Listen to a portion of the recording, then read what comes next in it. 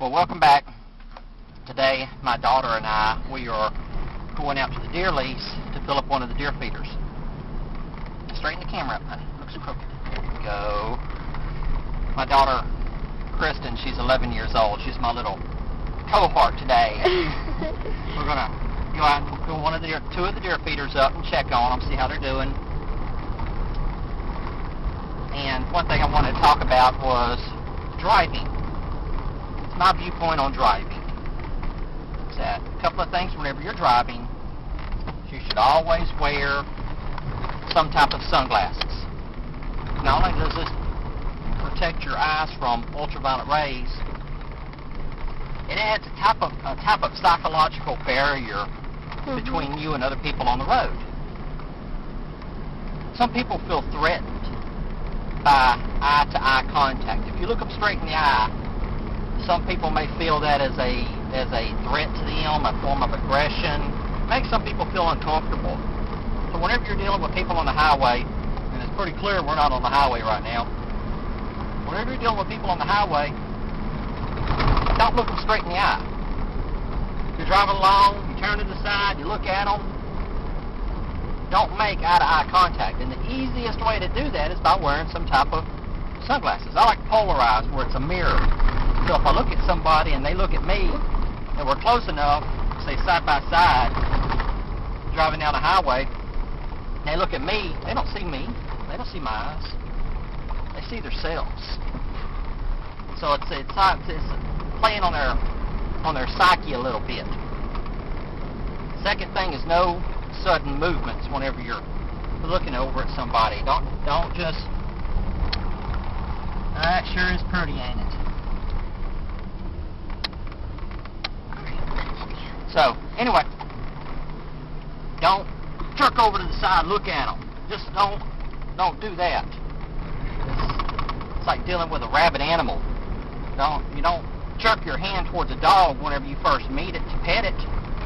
Slow movement. So whenever you're driving down the road and somebody's driving like a moron, you just kind of ease your head over and kind of look at them, knees back, real relaxed.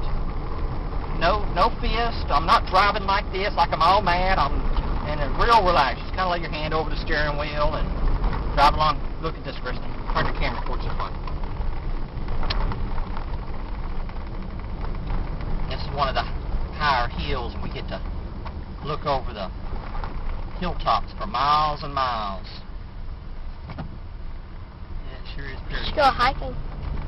Yeah, that'll be in a couple of months. Yeah. Okay, go ahead and turn off the camera, and we'll be back in a minute.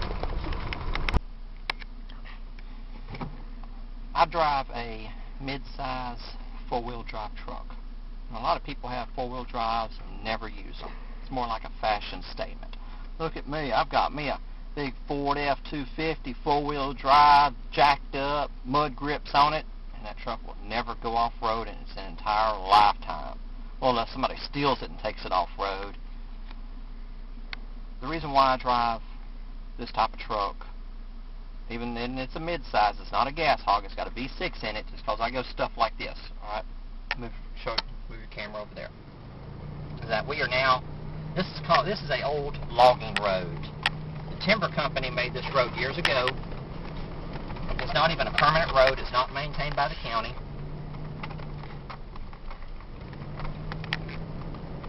It just dead ends into the woods. Nobody lives back here. The point that I'm getting to, people use trucks and cars as a fashion statement. Look at me, I can afford the biggest, baddest truck that I've got. And then Mr. Jones right down the road from him said, well, if he can afford it, I can afford it. And then the person down from them said, well, if they can afford it, I can afford it. And they got themselves their Dodge and their Chevrolet and their Fords and their Excursions and their Expeditions and their Chevrolet Silverados and the Ford Diesels. And why? Why? My truck's paid for. My truck's been paid for 2 years. Yeah, it's got a couple little things wrong with it. Like one of my sons. Don't you giggle. It's driving. And what I was saying, Kristen. Thanks a lot. Okay, now. Your son. Oh, yeah. One of my sons, sometimes my daughter, she asks me, it's like, Daddy, when are you going to get you a new truck? I'm not. Why do I need a new truck? All a truck does is get me from point A to point B. And what do I need a new truck for? Why do I need a $300, $400, $500 truck note just to get from point A to point B? I don't. I'm not going to. I will drive this truck until it falls apart. Then I will fix it. I will drive it again. Because I am not, I can't say I'm never going to, but this truck is paid for. But that's what the motor industry does. It's a type of selling you the fastest, best looking, the advertisements. I see them advertisements for those new Toyota Tundras. And it's like, yeah, I wouldn't mind having one of them, but I don't want to pay the note. I don't want to pay $20,000, $30,000 for a truck. I just don't want to do that. Do what now? Talk about your Jeep. Oh, yeah, my Jeep. Oh, yeah. Kristen wants me to talk about my Jeep. I've got a 1981 Jeep CJ5. Whoops. Hang on. All right, turn the camera off. I got to go get the gate. What we're doing is we've come out here to clean out one of the deer feeders. This has got a little bit of corn left in it. What happens is weevils get inside that corn that cannot flow out. There's a funnel right here, and there's a ledge of corn, like a funnel of corn coming down. So there's a ridge right in here. And that corn never leaves the feeder. And weevils get in there and start eating up the corn. So once a year, once every couple of years, you have to take the feeder, dump it over, get all that old corn out, and any weevils or anything like that, and then put new corn in.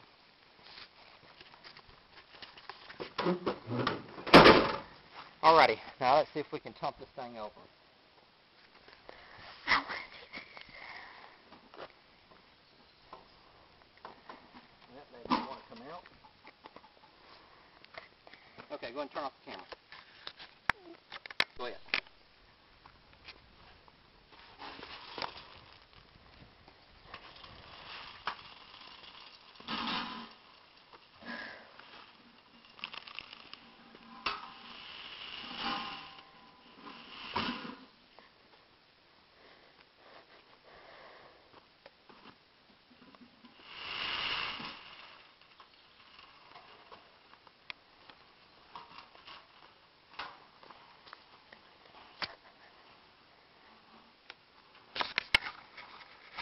Okay, come on over here. Let's take a look at this corn.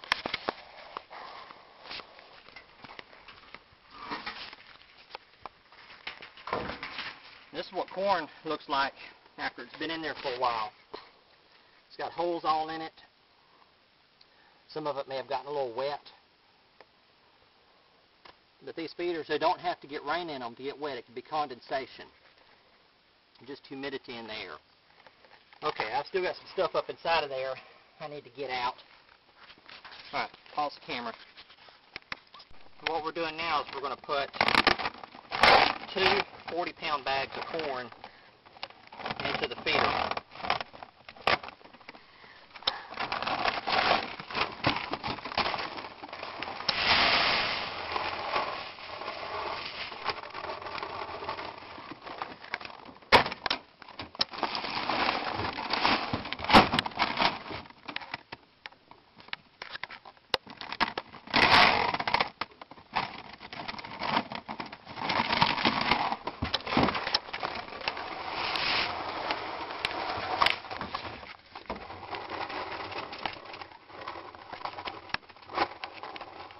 And those 2 bags of corn gave us right about here. And that don't seem like a lot, but those 2 bags, with this motor turned on once a day, will feed for a month or 2. Okay, let's go to the next feeder. Take us off. Alright, yeah, turn it off.